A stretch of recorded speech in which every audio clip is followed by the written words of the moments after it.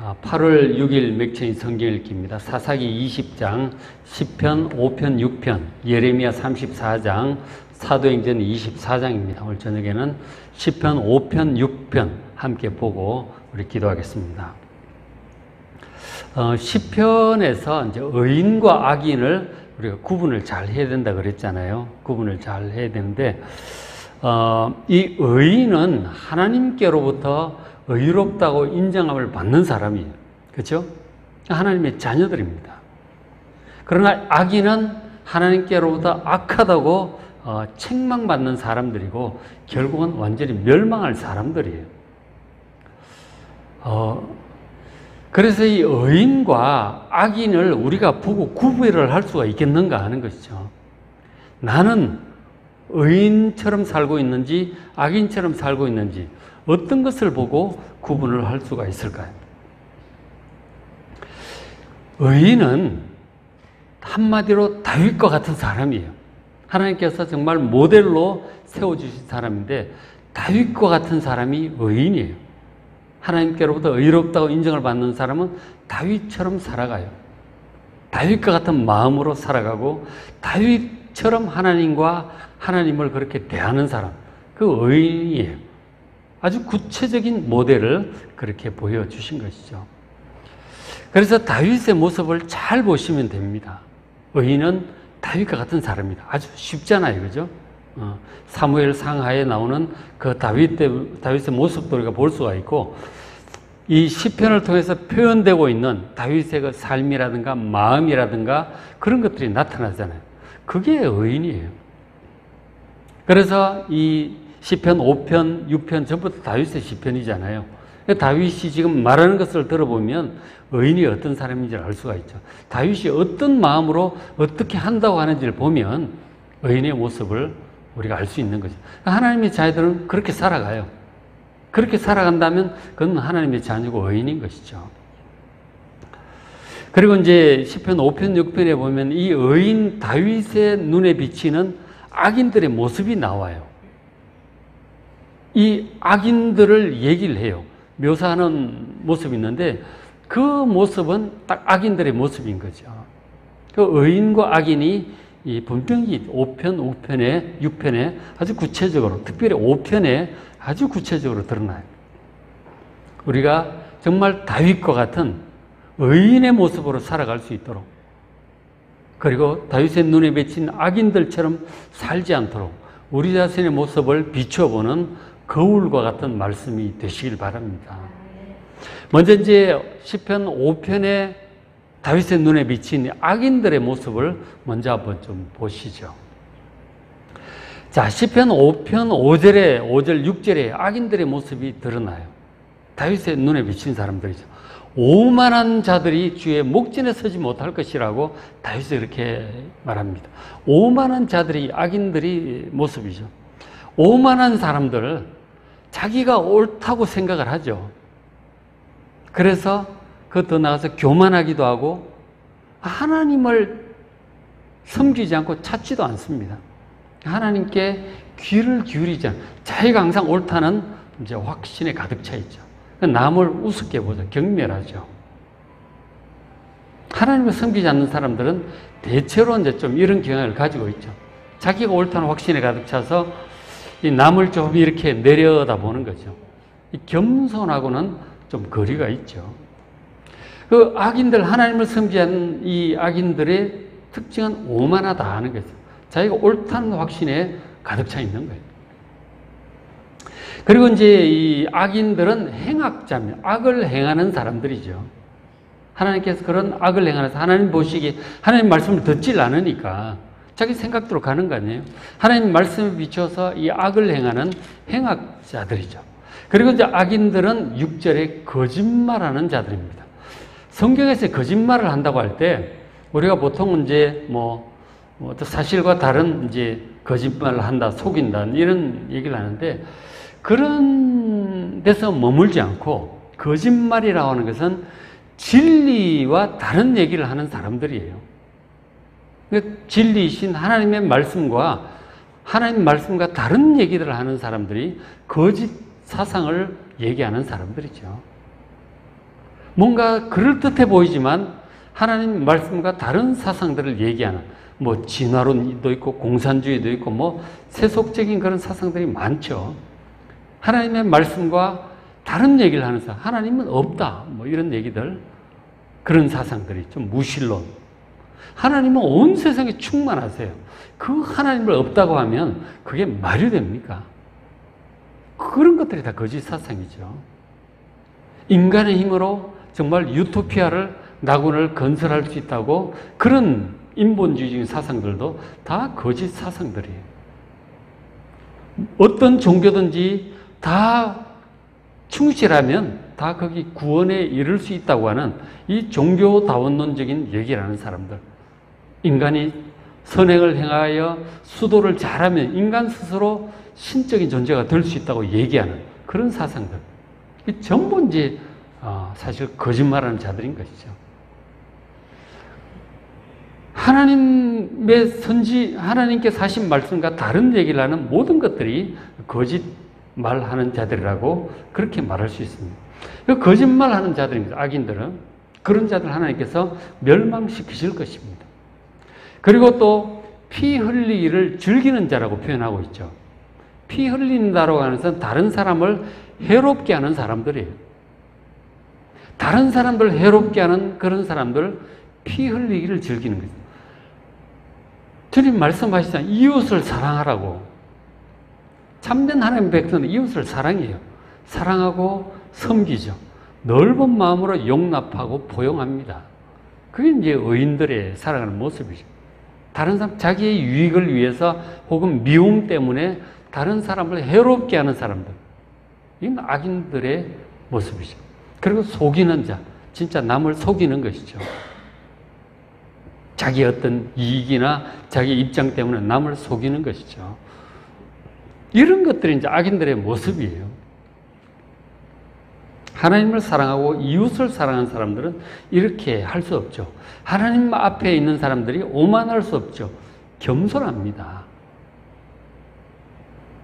이 악인들의 모습은 참 이렇죠. 그리고 이제 악인들의 모습을 또 하나 이제 얘기해 주기를 5장 9절 10절에 또 있어요. 그들의 입에 신실함이 없어요. 그 말이 정말 왔다 갔다 합니다. 신실하다고 하는 것은 말과 행동, 마음이 일치하는 거잖아요. 그 약속해 놓고 손바닥 뒤집듯이 뒤집는 거죠. 믿을 수 없는 그런 사람들이죠. 자기 이익을 따라서 얼마든지 뒤바꾸고 막 그런 사람들이죠. 신실함이 없는 사람들. 악인들이죠.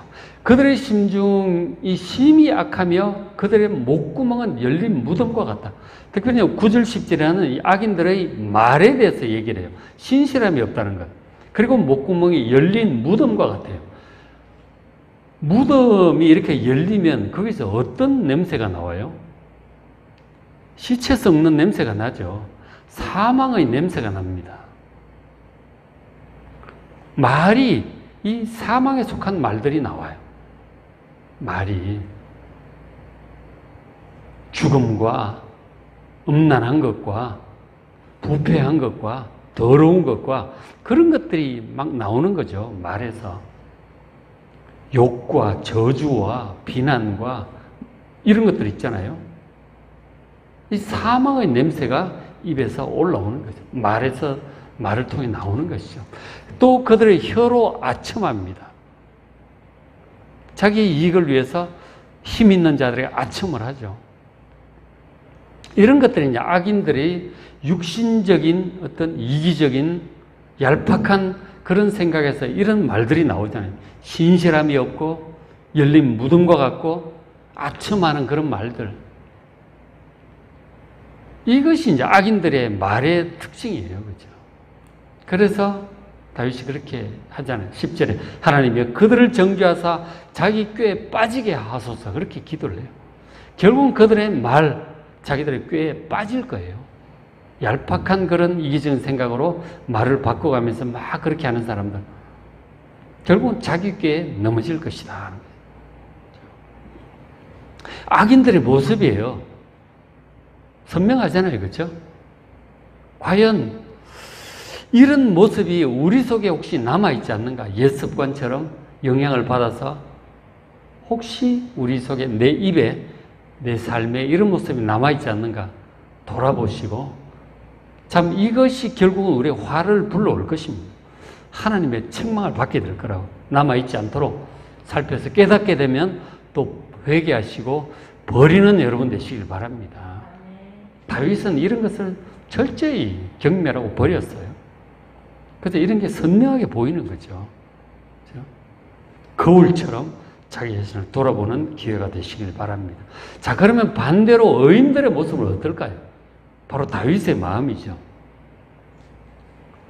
자, 의인들의 모습은 5편 1절에 보시면 여호와여 나의 말에 귀를 기울이사 나의 심령을 헤아려 주소서. 이제 하나님께 기도하고 있는 다윗의 모습을 볼 수가 있죠. 이 의인은 하나님을 자주 찾아요. 하나님께 기도하는 사람이에요. 물론 다윗이 하나님께 무슨 기도를 하겠어요? 지금 이 악인들 때문에 참 공격당하고 곤고한 그런 상황 때문에 지금 기도를 하는 거죠. 힘든 일이 있을 때마다 하나님을 찾아요. 악인들은 오만해서 하나님을 찾지 않습니다. 말씀을 들을 생각도 안 하고 자기가 옳고 자기 혼자 해결할 수 있다고 하는 자신감이 있는 거죠. 하나님을 아예 찾질 않습니다. 그러나 의인들은 항상 겸손하여 어려운 일이 있을 때마다 하나님을 찾아요. 그리고 도움을 받죠. 그렇기 때문에 하나님을 찾아요. 괴로울 때 하나님을 찾고 하나님을 찾습니다. 3절에 여호와의 아침에 주께서 나의 소리를 들으시니 아침에 내가 주께 기도하고 바라리다. 기도를 하는데 특별히 아침에 기도를 한다고 그러죠. 아침 시간이 사실 기도하기 좋은 시간이에요. 하루의 첫 시간. 그렇죠? 하루의 일을 시작하기 전에 하루의 첫 시간 하나님께 기도하는 사람이에요. 우리가 이제 하루하루 살아가는데 밤에 자고 처음 눈을 딱 떴을 때 어떤 생각을 하고 어떤 기분이 드느냐가 참 중요해요. 근데 이제 적지 않은 경우에 눈을 딱 떴을 때 여러분 한번 돌아보십시오. 무슨 생각이 나나? 걱정스러운 일이 먼저 이렇게 딱 떠오를 때가 많죠. 오늘 해야 될 일. 어제 걱정하다가 잠이 들었다면 그 걱정이 떠올라요. 오늘 해야 될 걱정이 떠오르기도 하고 염려스러운 일들 그런 것들이 먼저 쫙 떠오를 때가 있죠. 근데 그렇게 하루를 시작하면 하루 정말 힘들죠. 근데 무방비 상태로 눈을 뜨면 그런 일들이 종종 있는 거예요. 그래서 하루의 첫 시간 눈을 떴을 때 어떤 마음, 어떤 생각으로 시작을 해야 될지 여러분 잘 생각을 하셔야 돼요. 이렇게 부정적인 생각, 염려스러운 생각, 괴로운 생각 이런 생각에 딱 사로잡히면 그 생각으로 쫙 이제 끌려가는 거죠. 그러면 하루가 참 무거워져요. 그렇게 되지 않도록 여러분 주의를 하셔야 돼요. 그래서 진짜 이제 좋은 게 뭐냐면 하루 눈 딱 뜨면 기도부터 하고요. 잠깐 뭐 5분 기도를 할 수도 있죠. 하나님을 찾는 것이 좋아요. 하나님을 찾는 게 딱 눈 뜨자마자 막 걱정스러운 일로부터 시작을 하면은 참 이게 무거워지는 거죠. 하나님을 찾든지 찬송을 한마디 하든지 성경을 한 구절 외우든지 기도부터 그렇게 시작을 하는 것이 좋아요. 그렇게 하지 않으면은 이게 이제 막 그런 부정적인 무거운 생각에 끌려다닐 가능성이 많다는 거예요. 저 같은 경우는 어떻게 될까요? 저 같은 경우는 새벽 기도를 이제 해야 되잖아요. 눈 뜨자마자 막 세수하고 나가기 바쁜 거죠. 이 생각 저 생각할 틈이 없어요. 그러고는 운전하러 가죠. 모시러 가잖아요. 와서 오자마자 찬송하고 말씀 전하고 기도하고 그렇게 하루를 시작하는 거죠. 걱정 근심할 생각 틈이 없어요.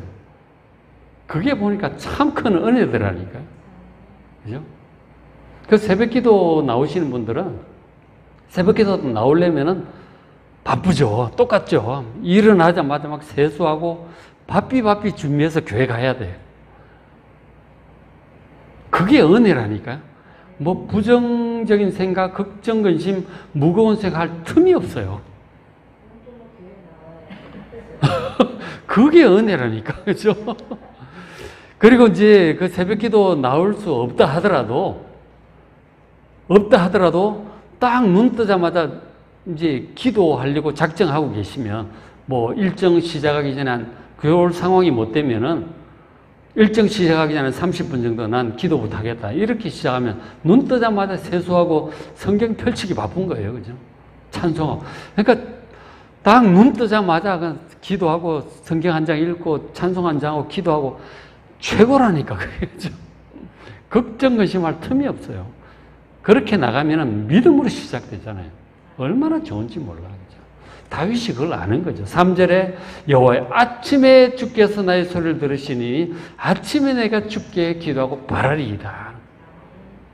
그렇게 하나님과 함께 하루를 시작하시길 바랍니다. 7절에 오직 나는 주의 풍성한 사랑을 힘입어 주의 집에 들어가 주를 경외함으로 성전을 향하여 예배하리다. 기도하고 예배하는 사람이에요. 의인은 기도하고 예배함으로 하나님 말씀을 듣고 하나님과 동행하는 사람이에요.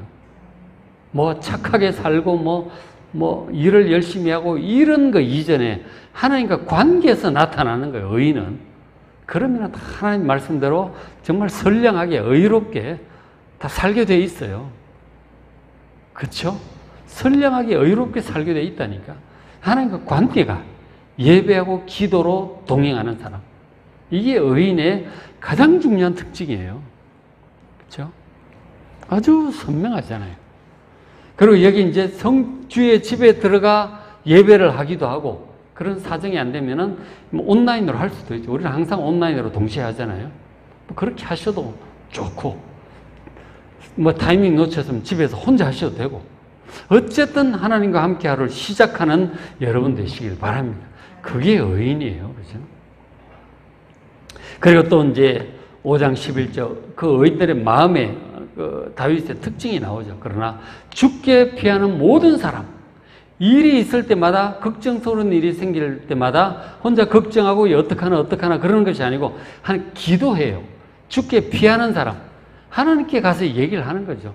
뭐 교회 와서 하셔도 좋고 집에서 조용히 하셔도 되고 근처 가까이 있는 교회당 예배당 뛰어들어가서 기도하셔도 돼요. 조용한 데 찾아서 기도하시면 돼요. 그 주께 피하는 거죠. 혼자 걱정하고 있지 마시고 하나님께 기도하는 여러분 되시길 바랍니다. 주께 피하는 거죠. 그것이. 그런 사람 다 기뻐하고 주의 보호로 말미암아 영원히 기뻐 외치게 될 것입니다. 하나님 보호하세요.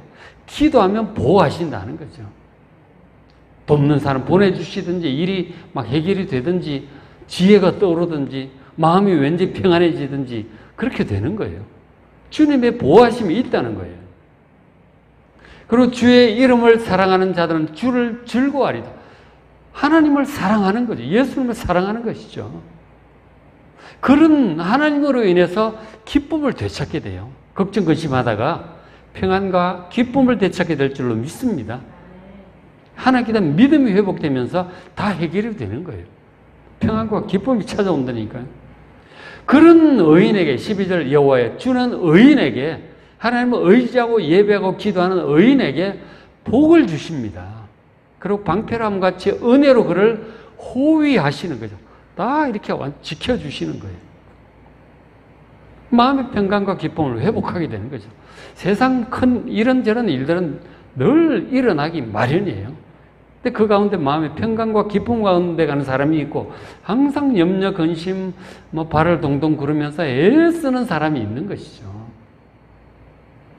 다윗처럼 기도함으로 평강과 기쁨 가운데 동행하는 여러분 되시기를 주의 이름으로 축복합니다. 이게 의인이에요. 마음이 벌써 다르잖아요. 굉장히 다른 거예요. 사람이 아주 다르다니까요. 그래서 이제 5편 보면은 의인과 악인이 선명하게 드러나죠. 그런데 이제 의인의 중요한 특징 중에 하나가 6편에 이어지고 있어요. 6편 잠깐 다시 좀 볼게요. 그래서 6편은 이 의인의 중요한 특징을 하나 보여주는데, 이런 의로운 다윗이라 할지라도 고난을 당해요. 문제들을 만납니다. 그럴 때 어떻게 하느냐를 보여주는 것이죠. 고난을 당할 때 어떻게 하느냐, 이 다윗이. 진짜 믿음은 그럴 때 나타나요. 중요한 것은 이 고난을 당할 때 그 의인 다윗의 마음에 하나님을 향한 원망 불평이나 하나님께 대한 의심이라든가 이런 것이 보이질 않아요. 확고한 믿음 가운데 기도를 해요. 그런데 믿음이 약한 사람들은 힘든 일이 생기면 하나님께 대한 의심이 생겨요. 하나님이 계신다면 이럴 수가 있는가? 어떻게 하나님께서 나에게 이런 일을 허락하시는가? 원망 불평이 나오고 그 심해지면 의심으로 가는 것이죠. 그런데 다윗의 마음에 이런저런 어려운 일이 생기는데도 불구하고 하나님께 대한 의심의 어떤 기미라든가 원망 불평이 전혀 보이질 않아요. 다윗의 마음에. 그 6편에 그래요. 그 어떻게 하느냐? 그런 지금 보니까 질병이 심하게 좀 찾아온 것 같아요. 어떤 질병인지 모르지만 그럴 때 우리가 막 이렇게 마음이 약해지고 원망불평 나오고 심해지면 의심으로 가는데 다윗은 그러질 않아요. 6편 2절에 여호와여 내가 수척하여 싸우니 벽이 자꾸 깊어져요. 내게 은혜를 베풀어 달라고 기도를 해요. 여호와여 나의 뼈가 떨려오니 나를 고쳐서 너무 힘든가 봐. 막 고열에 시달리는지 뼈가 막 떨린대. 하나님께 지금 기도를 하는 거죠. 원망, 불평, 의심 이런 것이 아니고 그저 하나님께 간절히 기도할 뿐이에요. 하나님 기도하는 거예요. 간절히 기도하는 거예요. 그러면서 3절에 여호와의 어느 때까지나 너무 막 이 상황이 길어지니까 너무 힘든 것 같아요. 언제까지 이렇게 계속될 거예요? 하나님 너무 힘듭니다. 좀 고쳐주십시오. 기도하는 거죠. 4절에 주의 사랑으로 나를 구원하소서. 하나님 사랑을 의심하지 않아요. 다 이유가 있겠거니. 어쨌든 버티고 견디고 있는데 하나님 사랑을 의심하지 않습니다. 건져달라는 기도를 간절히 할 뿐이에요. 여기에 원망, 불평, 의심 이런 거 없잖아요. 견디면서 그냥 간절히 기도할 뿐입니다. 여러분 이래 순전한 마음으로 하나님께 기도하는 여러분 되시길 바랍니다. 이 고난을 맞이하는 의인의 바른 태도예요. 하나님께 대한 믿음이 결코 흔들리지 않도록 하나님께 대한 안 좋은 마음, 불평하는 마음, 부정적인 마음 이것은